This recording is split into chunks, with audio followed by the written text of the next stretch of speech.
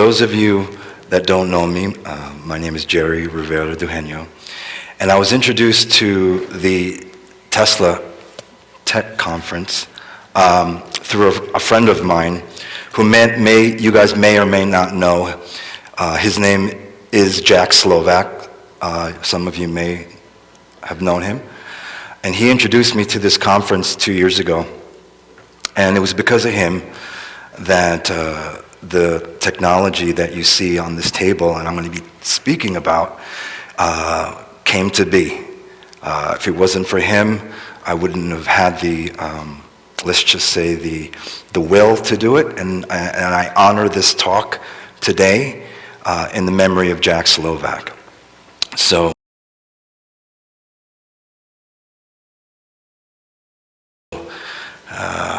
let's see. All right. So I just want to start off by saying 17 years ago, I died due to a cardiac arrest. And I had the quintessential out-of-body experience, among other things. But more importantly, this thing keeps falling off, I'm sorry. More importantly is I reintegrated with what I call the field, the source field. Many of you could call it God, unified field, whatever you want to call it. 17 years ago, I experienced the field and experienced how our true nature is, and it's one of energy, but not just energy, it's light, sound, and more importantly, dark matter. The name Rasha, you see there, comes from an ancient Anahazi word that actually means dark matter. And if you've seen maybe this movie called Elysium, it was a movie a few years ago with Matt Damon, and they had these med pods. And I found it fascinating because these med pods were able to diagnose and heal through electromagnetic therapy. And the producer of the film, he was able to actually put his political beliefs in this movie. And his political statement was that he felt that society, Big Pharma, the government, was responsible for keeping people sick. And when I had my near-death experience, one of the major questions I asked myself was, why do we die? And everyone in this room will die. And when you do, you'll remember what I'm telling you. You can still think, and you're still conscious. And by being conscious is probably the most important thing for me with this technology, because it's not just about healing the body. It's about what happens when you actually transition, you drop your physical body. Most people will be in fear of the unknown. Maybe it's because your belief systems and what you were taught, but you know, there's that fear of the unknown. And what I am attempting to do with this technology is not just only to help, you know, heal the body, reverse disease cells, but more importantly is as you transition and you're exposed to this field, these frequencies, my goal is that hopefully most of you in this room will be able to reclaim your memory, because the biggest travesty is that when you die, if you don't have your consciousness to a certain level, you go into what's known as a coma, and you just go into a deep, kind of like a sleep for 3 days. And it's not something I'm making up. You can look this up in, you know, the Tibetan Book of the Dead and other esoteric teachings. But a lot of this technology that I'm going to be talking about is really geared towards healing the body, but more importantly is to help you guys decide where you're going to go, because it's just, I find it ludicrous that, you know, when we travel abroad, we make flights, we book hotels, we book flights, we have an itinerary, don't we? Then how come when we die, No one knows where they're going. They leave it up to their faith, which is fine. But just remember one thing, your belief system will dictate what you experience upon death. So, so let me just keep moving. So I had questions before I began this project with Jack, and that was, what if current medical science was approaching disease in a very limited way? What causes disease from a quantum physics perspective? Is it possible to reverse disease as well as prevent it? And who were the progressive out-of-the-box thinkers that did research that proved that disease was reversible? What if modern science was only describing a condition of the infamous scalar waves, and reality had very limited experiential knowledge? And what is scalar plasma energy? So, before I begin, I just want to ask you to leave your belief systems at the door and everything that you were taught in university, because the information I'm about to share with you has been held from you, and I think it's your birthright to know what I'm about to share with you. So 99% of all the public technologies that are out there are based on what is known in the private sector as artificial life, golden mean ratio, Fibonacci spiral sequence, which are also called in the private sector death sciences. Private sector is what I call the industrial military complex versus public sector, which is where we are and what we're exposed to. Our technology is based on a very seldom used mathematics, which is based on a source spiral, a numerical sequence, which I'll go into as we move through this presentation. And it's really based on the laws of multidimensional physics. Now, the problem with what we were taught in university, school, life, is that our consciousness, the way we perceive things, is a single vector consciousness, which means it's linear, and we're bound by what we call time. And in order to understand the laws of multidimensional physics, which are utilized in the private sector, you need to adopt a multi-vector consciousness or perspective. That is why, if you can do that, the groundbreakers in their fields, they're able to switch to that multi-vector consciousness. Because the laws, the Newtonian physics and the laws just don't work in a multidimensional framework.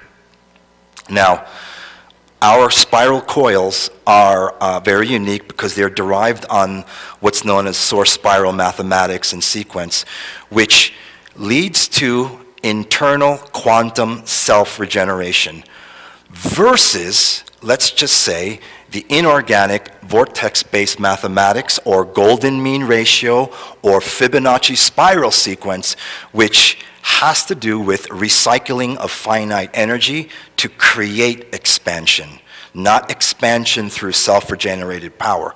So you may or may not know, or you may be using the Fibonacci or phi ratio in your technology, and it's working. And the reason why it's being used and working in our planet right now, it's because we live in a black hole matrix. We live in a universe or a galaxy that at the center of our galaxy is a black hole. There's no denying this. And the Fibonacci spiral sequence, phi ratio, golden mean, they're all intimately related to black hole matrices. Now, we also use proprietary plasma gas mixes. Most technologies in the industry use, the widely known 5 inert noble gases. We do not. We use our proprietary gas mix and ratio that is only used in the industrial military complex. So I was like thinking, okay, so if the military is weaponizing all of these technologies, primarily scalar, plasma, psychotronics, could we use that to actually heal the body? That was my main goal. And I'll talk briefly about what we call the perpetual source spiral. So this is a spiral for all you mathematics aficionados. It's a spiral that expands by the square root of 2, or equals 1.414. So for every 45 degrees, or by 2 for every 90 degrees of rotation, it's a very specific expansion which has a 2-to-1 ratio, okay? The number 2 is the key of the source spiral. So it expands on a very frictionless exponential spiral that remains intact at the microcosmic as well as the macrocosmic level. You see here, this is the spiral, source spiral, and then here you see what's known as the 12-sphere fractal grid. You hear a lot of people in our industry talking about fractal grids. Fractal this, fractal that, right? But they never really show you what the fractal is. And it does look like what's known in the Kabbalah as the tree of life, but it's completely different. This is a fractal based on a 12-sphere grid, where the Kabbalah tree of artificial life is based on a 10-sphere grid. Now, many of you may or may know that I'd say maybe in the next few months there's going to be a really prominent mathematician that's going to be coming out with some research based on a numerical sequence or mathematics based on the 12. I think it's the law of 12 or something like that. So we're going to go away from the 10, base 10, it's going to be base 12. So it's interesting how we have a base 12 here in this fractal grid. So what are the death sciences? Any technology, body of knowledge, geometry, number sequence, mathematics based on the Fibonacci spiral sequence, phi ratio, golden mean, flower of life, or any religious esoteric teachings that fall under this are considered death sciences in the private sector. And it's very important because when you apply these death science technologies to your life, it may work now, it may get you the results now, but I promise you, when you leave your physical body, that's when you're going to know the difference, because this technology will cause space dust return. So let's just say we take a look at the human being as a quantum of energy. And some of you may or may not believe in reincarnation. It doesn't really matter, but there are people and beings that do. If you do associate with the death science technology, you are taking the risk of actually perpetually recycling or reincarnating until your core seed atom burns out and you have no memory of your experience in manifest creation. So this is very, I'm not asking you to believe a word I say. I'm asking you to listen to the words behind, or the energy behind my words, because that's where you'll find truth and my intention. Because there are a lot of light-based technologies. Light is very powerful, but light can deceive.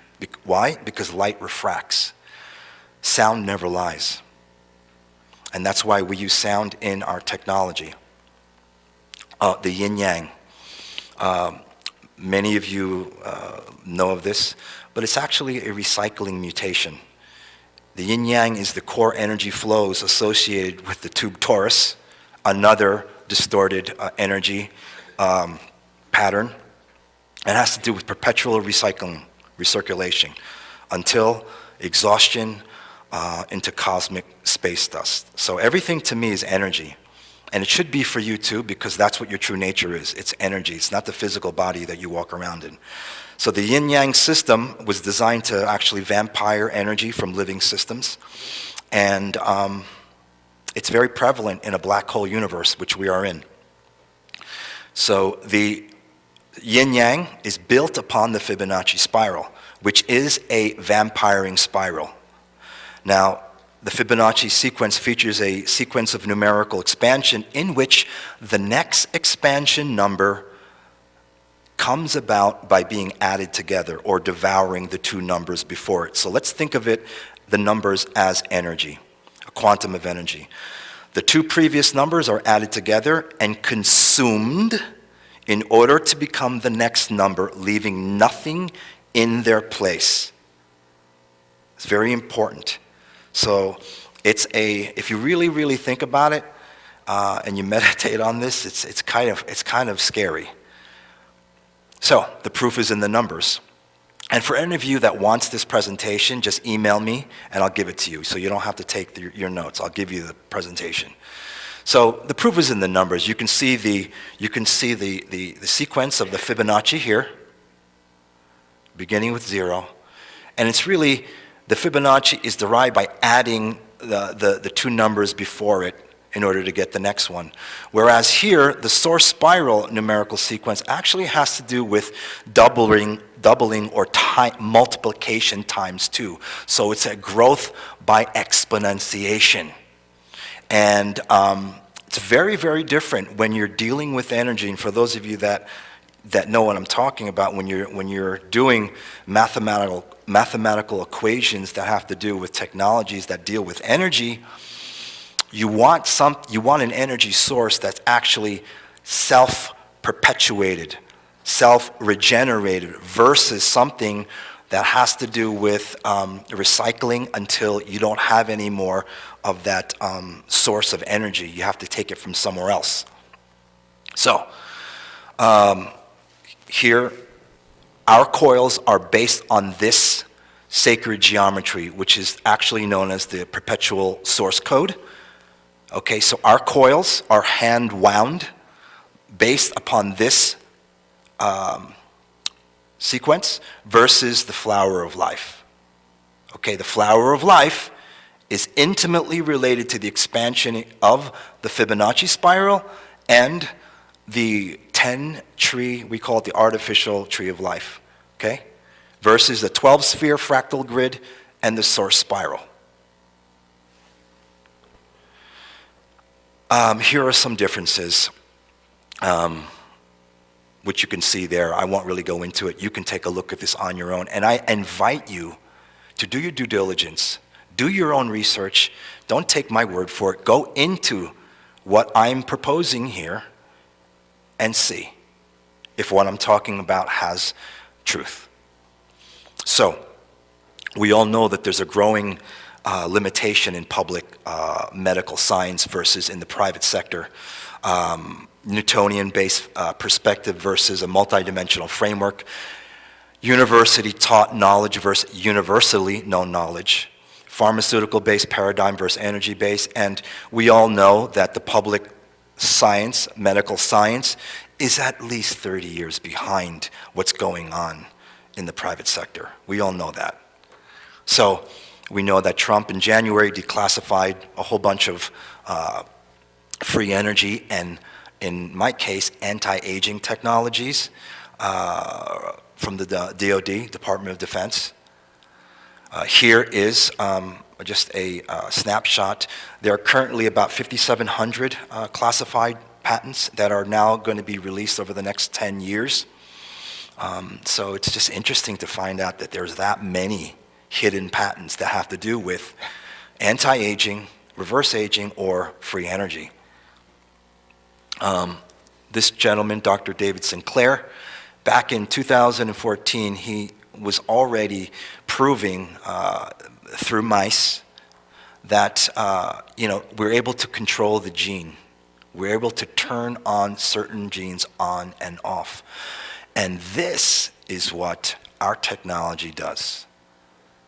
It actually is able to communicate with what's known as the introns or the junk DNA, based upon work that was done by an individual here that many of you may or may not know, Professor Dr. Konstantin Mile. So a lot of our research was based on his work.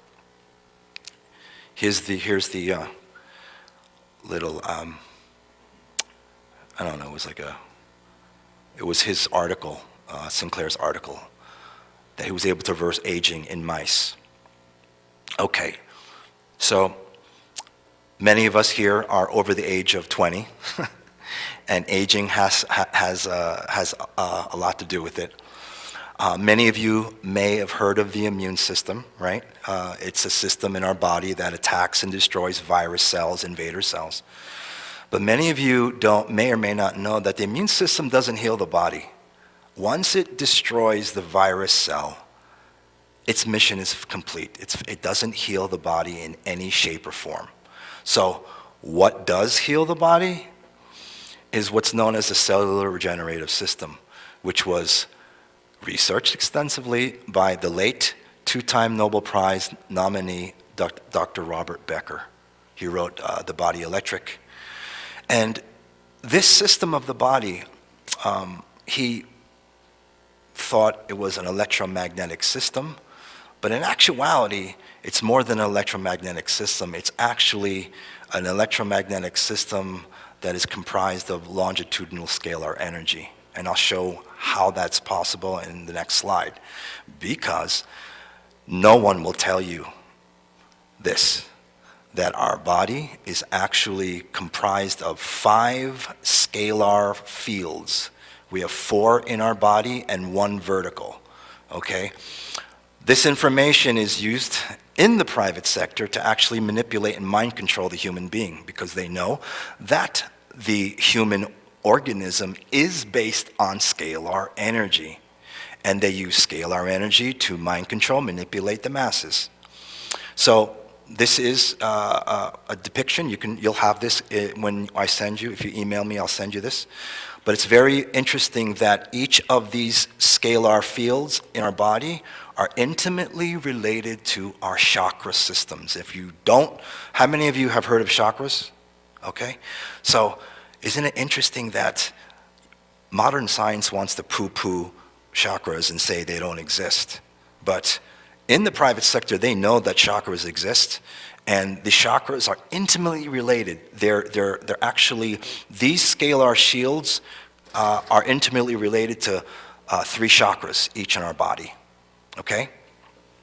So, Becker was able to, do marvelous things in electromedicine, but really he was able to prove that he could de-differentiate a cell back to its earlier state, meaning he was able to prove that you can take a diseased cell and reverse it just by electromagnetic frequencies.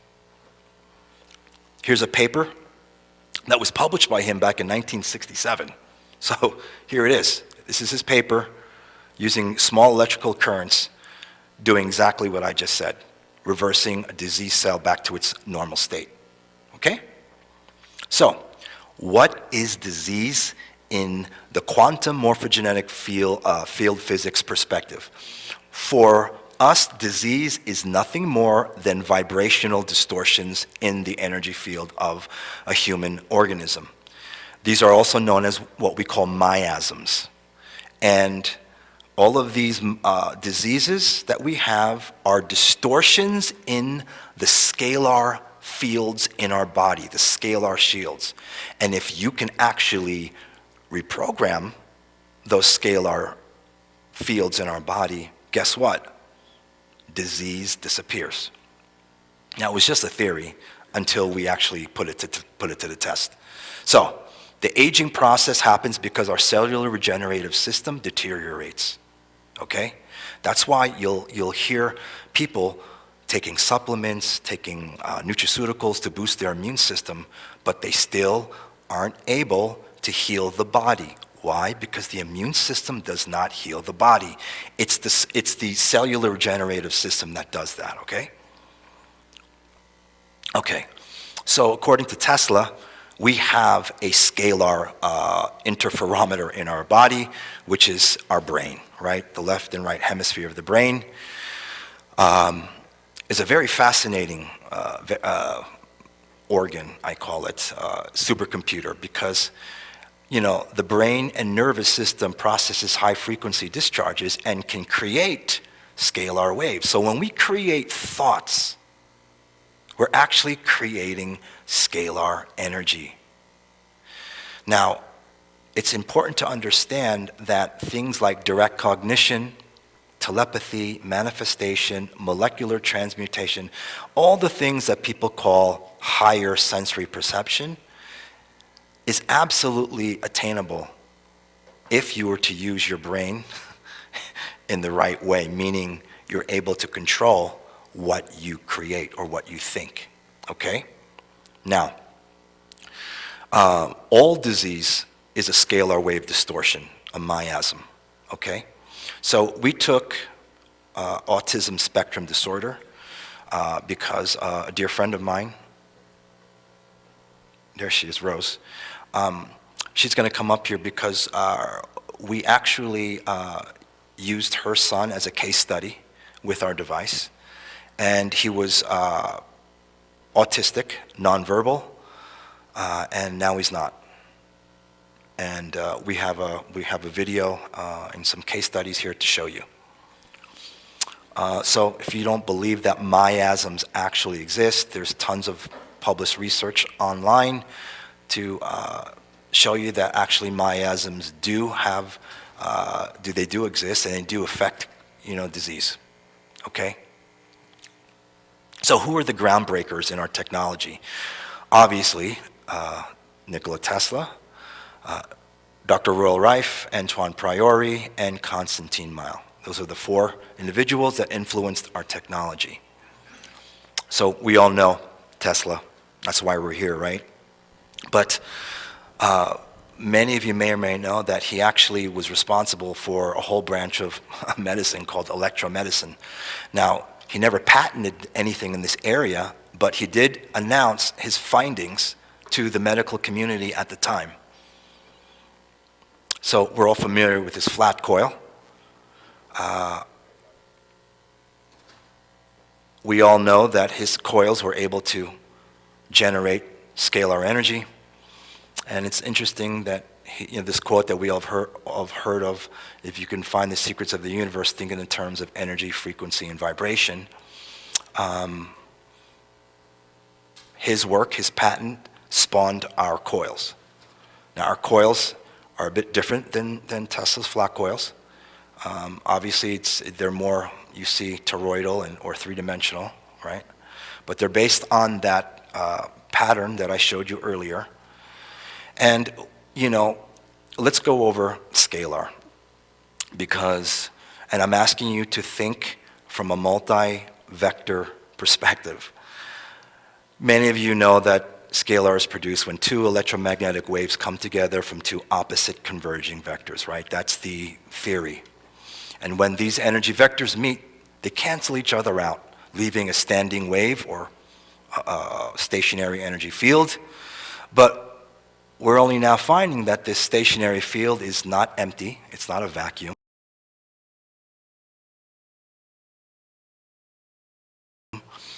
It's actually filled with information, right? So 99% of the scientists and physicists on this planet, when they describe scalar, including mathematicians, are actually only describing a condition. They really don't understand, and it's not anyone's fault. It wasn't anyone's fault that they were taught this. But when you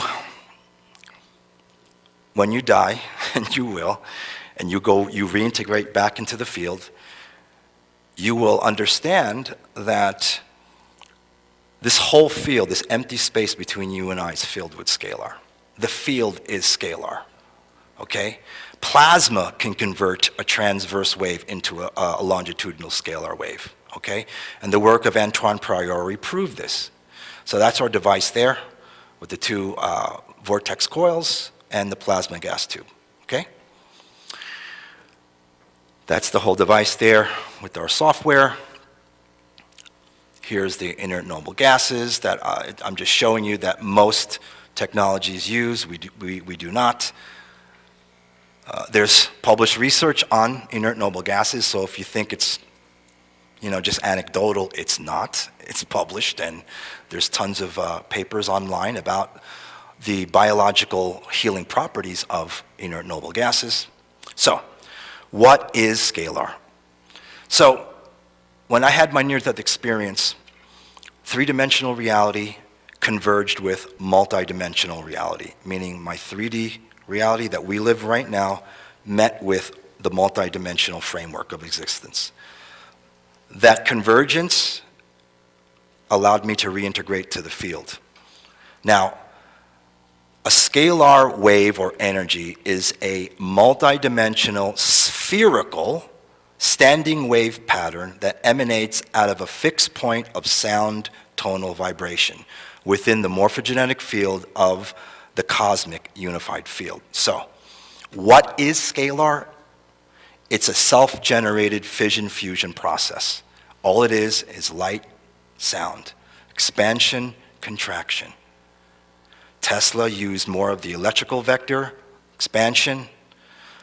We use the magnetic component, okay? So scalar really is a fixed point. It doesn't move. That's the misnomer and the erroneous thinking that actually scalar moves. It does not move. Here is a depiction of scalar. Here is an illustration I pulled off the web. This is sound. This is like a vortex in, vortex out, white hole, black hole. So, scalar is the potential of both, okay? Constantine talked about it with the magnetic vector, Tesla more on the electric. Now, in order to really understand scalar, you need to understand what the primal substance of the universe is, okay? People talk about the God particle. It's not true, okay? It's disinformation, all right? The primal substance of the universe is really, it's really what's called a source particle. It's a neutral, non-polar unit of energy that holds the potential of electric or magnetic. Really, that's what it really comes down to. It's literally a spherical, omnipolar particle. Now, here you see them talking about the God particle, what it is, et cetera, but in reality, they really don't know what it is. They're feeding that to the masses so that they can satiate everyone's curiosity on really what is the smallest unit of energy. Now, in the private sector, this is what's known, okay? This fission-fusion process, self-perpetual, self-regenerated, okay? It's antiparticle and particle, okay? It's actually made up of pre-matter ether, okay? So it is so one of these 800 million source particles can fit into a proton. So it really has to do with the splitting of two particles into electrical and magnetic. So during this fission-fusion process, light is created. When the fusion process occurs, infrasound is created. Not audible sound, infrasound. So here you see a depiction of the source particle. The antiparticle sphere actually that holds the electrical charge is the transmitting of energy. It oscillates 50% faster than this one over here due to its holding more energy. The particle aspect holds magnetic charge, receives energy, and I'm just giving you this information. You do whatever you want with this. My hope is that one of you out there will take this information and run with it, with your research and your technology. Okay? So, you really can't see, but these source particles, they continue to expand and cluster, and they form source particle grids, creating standing longitudinal wave patterns of fixed points of tonal frequency. So in actuality, these source particle grids are formed upon this, okay? The 12-sphere grid, okay? Many of you may or may not heard of morphogenetic fields. Morphogenetic fields are literally standing scalar wave grids. They're one and the same, okay? And they're actually what I call lattices because they constantly fluctuate, right? So around every cell, every atom, there is a morphogenetic field. It's the blueprint of matter, okay? So we use sound in our technology. Why? Because, we feel that sound is much more powerful than light, and it is. And when you understand the sequence of flashing on and off of the source particles, you can actually increase or or decrease the strength of the effect in what you're trying to attain when you're dealing with disease. Okay? Here is a picture of our software that has to do with sound. This is a picture of one of our sections called trilateral balanced sine wave. Okay? So where most people use binaural beats, we do not. We transmit 2 sets of 3 into each ear, causing a more holographic, more multidimensional effect, in training the brain even that much more powerful. Okay? Here's some more information. And the reason why is because binaural beats have a shortcoming. They don't address the changing biorhythm frequencies throughout the day. Throughout the 24-hour cycle, there's changing biorhythms and changing frequencies. Our algorithm actually accounts for that with TBSW. So it's very, very powerful. And I invite you to come to our booth and experience it. So let's talk about a misconception with vibration, right? Most people talk about, hey, you have high vibration, man. You're a high consciousness being with high vibration. Well, no. In actuality, vibration is energy holding. It's internal movement, okay, when we're dealing with source particles. Oscillation is external movement or energy expansion. So this vibratory oscillation rate is the rate at which source particles flash on and off. So they are in direct proportion to each other. As vibration increases, things get dense. Things get, the energy is more held, right? As oscillation decreases, energy expands. So this whole thing about the higher the vibration, the better, it's wrong. It should be higher oscillation when it comes to attaining higher dimensional consciousness or higher dimensional perspectives, okay? So, yeah. So here is you'll see a video of, they look like lights in Broadway, right? The series of flashing bulbs. Let me just see if this works. No. Maybe that. Oh. I think I did some here. But anyway, a good depiction, a simple depiction of scalar is if you take a look at those flashing bulbs, right? They appear to move, don't they? But they really, in actuality, do not move. They're different light bulbs at flashing on at different oscillation rates, right? Some faster, some slower. That is a very crude example of scalar. They do not move. Scalar does not move. It just has different flash rates. Can you get that video to move, perhaps, or no? No? Okay, that's fine. How much time do I have left? Okay. All right. That's okay. All right. It's fine. I'll just keep moving. Yeah. There's tons of benefits of scalar energy. I cited Dr. Ryan here because he did some good work on the effects of scalar on the human organism. You'll see that. I'll send you this. I'm just trying to rush through this to get to our case study. Max Planck Institute in Germany did a lot of research with scalar. Scalar unglues the blood, diseased blood clumps together. Healthy blood does not.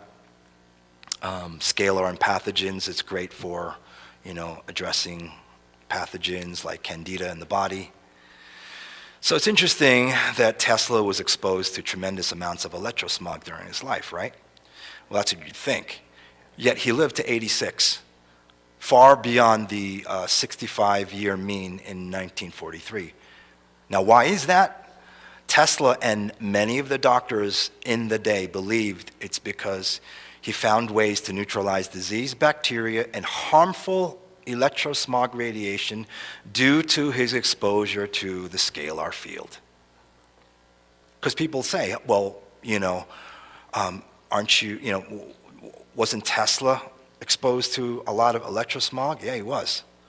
But he was also exposed to the natural healing effects of the scalar field. So this is Professor Dr. Konstantin Meil. I'm pretty sure he spoke here a few years ago. So his contention is that DNA communicates through the magnetic vector of the scalar wave, okay? Cellular communication, according to Dr. Meil, occurs through this right here, the magnetic scalar, okay? Now, it's interesting, though, that in our DNA, we don't just have two double helix. In the middle, science knows this to what's called the magnetic groove, okay? This magnetic groove is a magnetic field, which are made up of phosphates with negative charged and associated field. And the major groove is also a morphogenetic field capable of receiving magnetic information that is transmitted through the magnetic vector of a scalar, okay? So that was our theory. We took Dr. Meil's work and we said, okay, let's see if he's right. Let's transmit energy, frequency, into patients and see if something happens. This is our mathematics, okay? It reveals that the major groove inside the double spiral helix of a DNA isn't empty, that it's occupied by this morphogenetic field, okay? And the patterning of this is a 3, 6, 9, 12, not 3, 6, 9.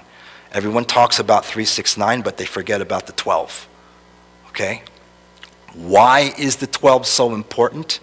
Because if you just have 3, 6, and 9, which vortex-based mathematics is based upon, you don't get true internal quantum self-regeneration. You get recycling of energy until what happens? The core seed atom burns out. Now, this is very important when it comes to cellular communication and how genetic information is stored.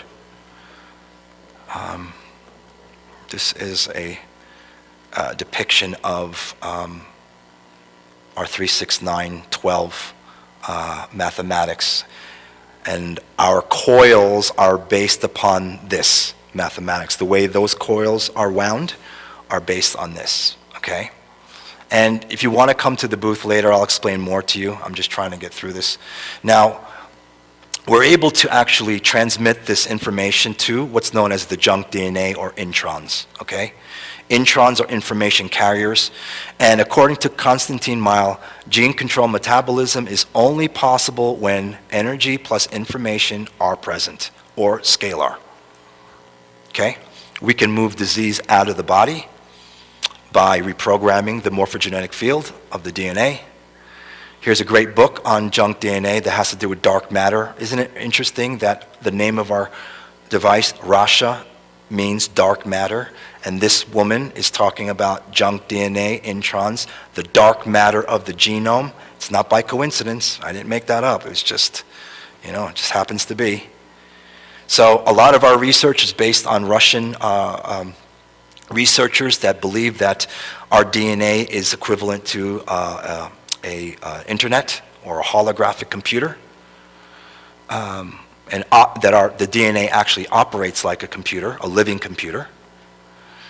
And there is a scientist by the name of Dr. Garjajev that proved that the DNA can actually be reprogrammed using radio waves and light frequencies, inducing genetic repair. Antoine Priori, he was an Italian engineer living in France. He was able to cure cancer in animals using plasma gas and a high dose of a magnetic field. But he unfortunately used the phi ratio in his equations, so he wasn't able to get the results that we're getting in a short amount of time without using a huge magnetic field. So this was his device. So we were at the Autism One conference this year. These were autistic children. So our device actually creates a 6-foot field, magnetic field.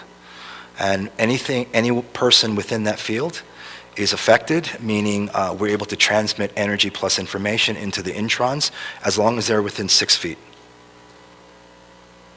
I'm not sure if you're familiar with the Kazanashev experiments, Russian researcher with the role of phase conjugation. Many of you are here, know about this, and some of your work out there I see has something to do with this. So this experiment proved that disease cells can be reversed. If you can cause a disease by electromagnetic signals, you can also reverse it. They call it time reversal. Okay? Many of you may or may not know of Roel Rife, resonant frequencies. He was a man who cured cancer, shut down by the AMA after curing and reversing over 30 stage 4 cancer patients with his frequencies. So our software was created by a doctor that actually was one of the last remaining members of his original team. So we have Rife frequencies in our software. And it's interesting how his original ray, his plasma ray beam is similar to ours. So these are Rife frequencies killing paramecium, but the video is not working. Here is a published research on vibrational therapy, ultrasound, so this is not just anecdotal. Here is a picture of our software on the Rife setting. So we have over 3,000 original Rife frequencies. Not only that, we have converted Holder-Clark frequencies, so we took her frequencies and we converted it to Rife frequencies based on a specific algorithm. We have a manual section where we can actually input frequencies and structure water, oils, creating homeopathic remedies. Chakras. Why do we have chakras? Because chakras are intimately related to the scalar fields in our body. Ancient tones, this is for emotional clearing. And we have a sweep generator. If we don't have the frequencies, we have a sweep generator. We can actually use applied kinesiology or muscle testing to find that specific frequency if we don't have it in our database. So here's a paper that I just published with a few doctors in Asia that came out in July in a peer-reviewed journal using our technology and how it was able to affect autism spectrum disorder. So I'm going to bring up Rose real quick. Rose Salinas Karankong, she was generous enough to, I've known her kids since they were born, and I'll let her talk here. Hi, good morning. I hope the video is working. I hope they got the video working for, oh, she's bringing up another mic.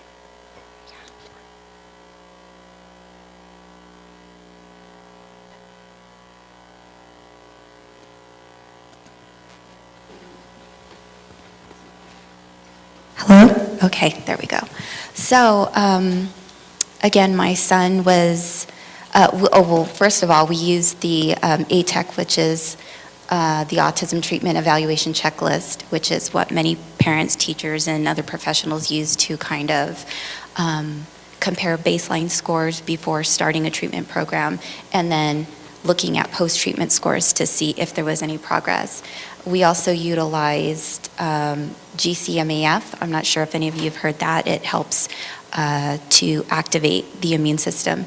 We also used what's known as Quintana. I'm not sure if any of you are aware of that. It's also a marine plasma water, and we used the Rasha morphogenetic harmonizer system for our son's protocol. So the first one, the first case study we have is a case of a female with frozen shoulder. She came in and she was in a motor vehicle accident. She had lost almost complete range of motion in her arm, and she was having lots of pain, and she was not sleeping because of the pain. She came in. The first session was about 60 minutes, and after that session, she immediately noted a decrease in pain. And the second session we ran about a week later, and she was able to actually gain mobility back in that arm. I had got a message from her saying that, oh my gosh, I'm able to actually raise my arm all the way up here, whereas before she was unable to do that. So the outcome for that was sustained pain relief, and she was able to begin physical therapy at that point because she was able to gain range of motion. Our next case is of trigeminal neuralgia. I'm not sure if any of you are aware of trigeminal neuralgia. It's a debilitating neurological disorder. We'll just move to, I hope her video works. Can we see if we can play it?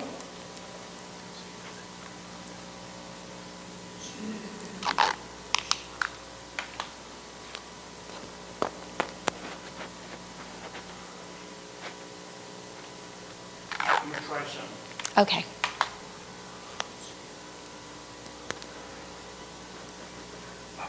That's okay, thanks.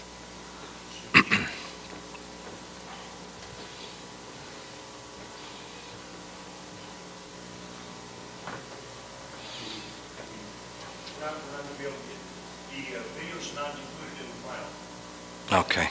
Okay. Well, that sucks. Yeah, I know that we had before and after video, but so the case of trigeminal, she was receiving burning, stabbing pains throughout her entire left side of the face, around 2 times a month, lasting anywhere from 1 to 2 weeks, anywhere from 2 to 24 hours per episode. So she was in constant pain. Her doctor, her primary care physician, actually just gave her pain medication. And then she was referred over to a neurologist that gave her more pain medication and actually suggested either radiation therapy or even brain surgery to offer relief. And they said even with those procedures, there was it would be highly likely, like within 7 years, she would have the onset of the pain again. After a total of 7 sessions, approximately 60 minutes each, targeting trigeminal neuralgia, she's been episode free. The last session she's had was probably about 2 months ago, and she actually decided to take herself off of medication. Unfortunately, the video's not working, but you could see her talking about it. We had another case of, someone with a level 2 calf sprain tear. He came in, his calf, he had like a cankle, basically. His leg was so swollen and he was in so much pain. He said he actually had to crawl to get to the restroom. He had a total of 3 sessions, 60 minutes each, within a 1 week period of time, and there was a significant decrease in pain and swelling. And I'm sorry, the video's not working. You would be able to see also his leg also. And then the case of the Lyme disease, would you like to go ahead and talk about her case real quick? She at 16 was diagnosed with Lyme disease. For 5 years she didn't leave the house. So she had lesions on the white matter of her brain, parasites, hepatitis. This girl's life ended at 16. So let's see, you can just move it. If the video was working, it's her having seizures. It looks like she was possessed in the movie The Exorcist, and it was really bad. Next, she would go into what's known as Lyme rage and just start going very aggressive, destroying things in the house. And we decided to treat her or help her and balance her. And after 6 weeks on the protocol, which had to do with the Rasha 2 times a day for the cellular regenerative system, she was actually, after 6 weeks, she was able to get out of the house and drive her car for the first time in like 5 years. So something was happening, and we weren't sure what, but, our technology was doing some crazy things. Next. So this is just a little bit more detail about the ATEC that we utilized for the kids on the spectrum that we work with. So the first case that we had was my son. Oh no, actually this was a case after my son that we're working with that actually reproduced the results that we saw with our son. Now this is a 5-year-old boy with autism. He had the total therapy list of ABA, speech, OT, PT. At the age of 4, he began the biomedical approach of changing his diet, of doing supplements. He was not able to attend school. He was highly aggressive, self-interest behaviors, nonverbal. He was constantly sick, and tantrums. I mean, not just regular children tantrums, but full meltdowns that would last 40 to 60 minutes. He was first introduced to scalar wave therapies at 4 years of age, and we utilized the ATEC to monitor his progress over time. So as you can see here, right here is the total subscale score. He was at a 153. Now I believe the highest you could get is a 179. Now the higher the subscale, the subtotal score, the more severe the symptoms. So he was pretty severe as far as being on the autism spectrum. Here's him at the age of, 5 years old. It dropped to a 126. So we went from a 153 to a 126 in that time. And we had video of him also where in the beginning you could see he was non-responsive to his name. He was completely in his own world playing on the iPad. And then you saw his progress over 5 weeks. He began to vocalize. And then at 6 weeks, he was actually able to count. He was saying numbers. It was just incredible. We can show you the video at the booth if you want to come by. At the booth, yes, we'll be have able the to show video, these yeah. videos. Now, this is the overall progress of him since beginning the protocol. Increased level of awareness. Now this is a kid that was in his own world, wouldn't even know if there was someone around him or anything like that. It was like he came out of his shell. He was now looking around, showing curiosity. He was able to get potty trained. He decreased in aggression and tantrum behaviors. His speech and language skills began to emerge. Increase of facial expression and affect. I'm not sure if any of you have seen anyone that's on the spectrum, but typically there's not a whole lot of facial affect when they talk, or intonation, like when my voice fluctuates. Usually they sound very monotone, like they talk kind of like a robot. His speech and language skills began to change in that sense. This is him 5 weeks into the protocol. He went from a 126, it dropped to a 72. It was pretty incredible. And this was the total progression from here, and then a total drop over here, as you can see. And this is heavy metals, chemtrails, this is rainwater tests. Okay, and this is my son. He was very sick, diagnosed at 3 years of age, although he started early intervention at 18 months. We, both my husband and I are in the field of working with children on the spectrum, so we knew the red flags to look at. So as soon as we saw those red flags, we immediately began aggressive intervention. And he was constantly sick, hospitalized an average of around 3 years, hospitalized, like in there for around four days. He had asthma, chronic constipation, poor weight gain, irregular sleep patterns. This was a video of him at age 2.5 where I'm talking to him and he's just not even aware that I'm talking to him. It's our parents actually thought he was deaf. He was not responding to his name. He just was like not there, completely just not there. And then this is his overall progression score. He started at a 156 here, which was pretty severe. He dropped after around 2.5 years on scalar wave therapies. We dropped into a 73. We continued with scalar wave therapies. We got him to a 26. And we changed his diet to an anti-inflammatory diet. And after 6 weeks with including the GCMAF, which helped activate his immune system, along with Scalar wave therapies, we were able to drop his score to a 14, which at this time, technically, according to the ATEC, anywhere with a score between 10 and 14, usually they would say that you would be on the verge of losing your diagnosis. I'm just going to, go through this. So after 20 weeks of Rasha and with GCMEF, we dropped his scale to a 2, which means he now has lost his diagnosis. And according to the DSM-5, he would not be eligible for an autism diagnosis. He's like a different kid. Those that knew him throughout this journey would say he's like a different kid. Now he's like a typical 7-year-old boy. He plays with other kids. He talks and fights with his little brother.